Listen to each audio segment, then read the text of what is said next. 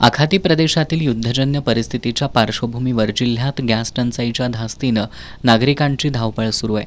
अनेक ठिकाणी गर्दी वाढत असल्यानं गॅस वितरण व्यवस्था कोलमडली आहे.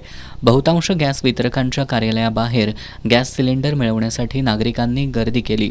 मात्र प्रशासनाकडून नागरिकांना घरगुती LPG गॅसचा सुरळीत, पारदर्शक आणि नियंत्रित पुरवठा होण्यासाठी आणि कृत्रिम टंचाई निर्माण होऊ नये यासाठी जिल्ह्यातील सर्व LPG वितरकांना सूचना दिल्यात.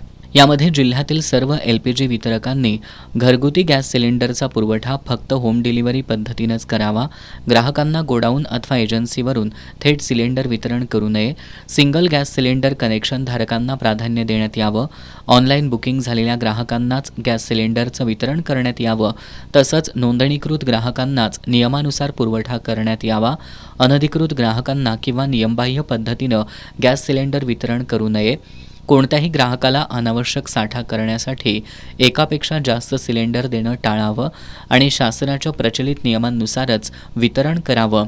जिल्ह्यातील ज्या भागांमध्ये पाईपलाईनद्वारे नैसर्गिक वायूचा पुरवठा होतो त्या ग्राहकांना घरगुती LPG सिलेंडरच्या माध्यमातून होणारा पुरवठा युद्धजन्य परिस्थितीच्या पार्श्वभूमीवर बंद करावा असं सूचित करण्यात आलंय.